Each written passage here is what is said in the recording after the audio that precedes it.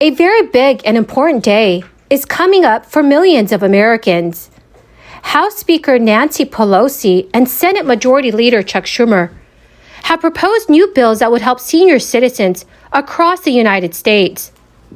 Some Social Security, SSI, and SSDI beneficiaries may be receiving a bonus benefit boost. This boost could be worth up to $200. So friends, please make sure you watch until the end of this video, because I'll be sharing with you everything that you need to know. To say thank you for watching all the videos I post, I'm giving away 4 $75 Walmart gift cards every week. Please make sure you click and like several of my videos, and then comment below the keyword of each video that you watch.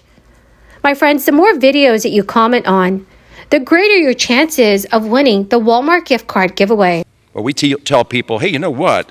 We had really good revenues last year. It was $4.8 trillion. People say, that sounds like a lot of money.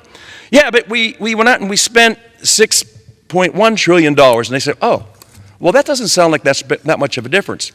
Kitchen table economics.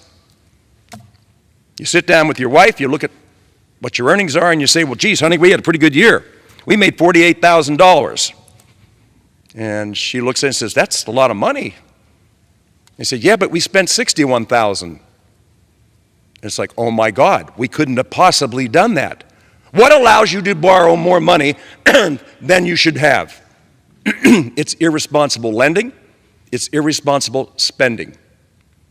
When the United States of America makes a conscious decision to enter into overwhelming debt that will not only rest on the shoulders of our children and grandchildren, it will rest on us. We talk about spending, and we talk about the size of our debt, and we say, you know, it's in the last year and a half, it's gone up $9 trillion. So how much is that then? Well, we're up to about $31 trillion in the red. But then we said, yeah, but you know what? That covers a certain portion of our debt. What it does take into consideration is our unfunded liabilities.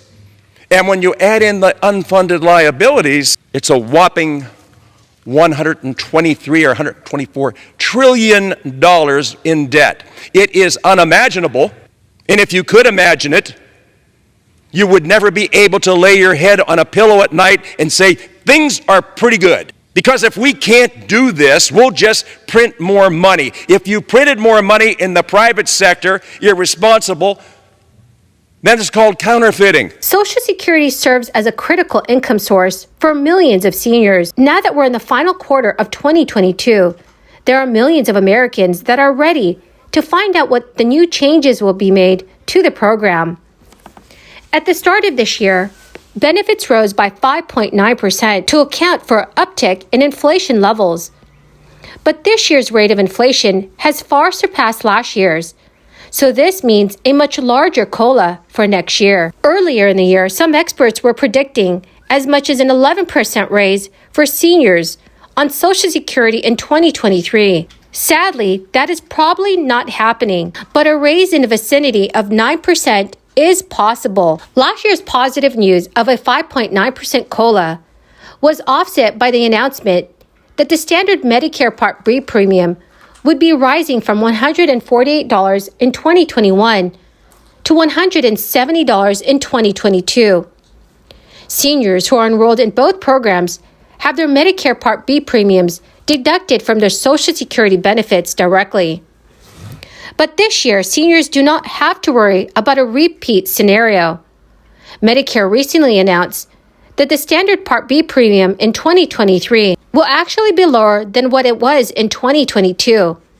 It will be $164. Currently, it is looking like seniors on Social Security will actually get to keep their COLAs rather than lose a portion of it to Medicare Part B costs. Seniors on Social Security can work and collect benefits at the same time, but they can also run into trouble once their income exceeds a certain threshold, because at that point, there is a potential for some of their Social Security income to be withheld. Many Social Security recipients have struggled this year in the wake of inflation. So the combination of a giant COLA without a Medicare Part B hike is definitely welcome news. In a recent press release, the Senior Citizens League noted that, among other things, the purchasing power of Social Security dollars has declined by a whopping 40% since the year 2000.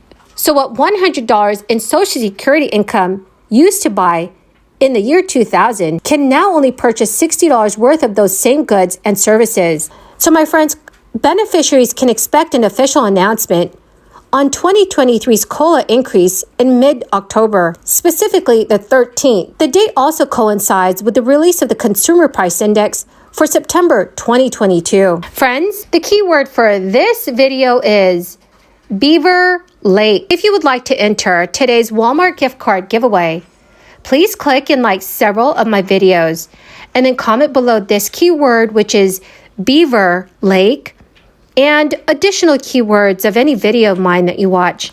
And friends, do remember, friends, that the more videos that you comment on, the greater your chances of winning these giveaways. Also, the Social Security Administration has recently estimated that Social Security benefits make up a collective 30% of the income of elderly Americans.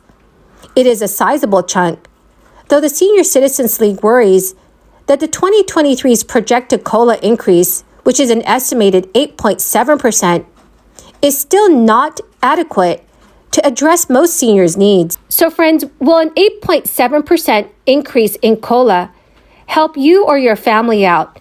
Please let me know your thoughts in the comment section below. Rhode Island Governor Dan McKee also announced a new program to provide financial relief to parents across the state. The new Rhode Island Child Tax Rebate Stimulus Check Plan, which is part of the 2023 fiscal year budget, sets aside payments of $250 per child with a limit of 3 children who are struggling with the rising cost of food, energy, gas, and consumer goods may receive as much as $750 this year. In a press release, the governor described the plan as a sensible and critical way to keep our economy growing. The House Speaker also stressed the importance of providing relief, citing rising costs, and also noted that the decision was widely supported in the state legislature. The checks are going out right now and come at a time when states across the country are finding ways to redistribute tax surplus money or to spend federal funding from the American Rescue Plan Act before it expires. Residents of the state of Rhode Island are eligible to receive the rebates if their federal adjusted gross income is $100,000 or less as a single filer. Married individuals filing jointly with a combined income of $200,000 a year or less are also eligible for the scheme.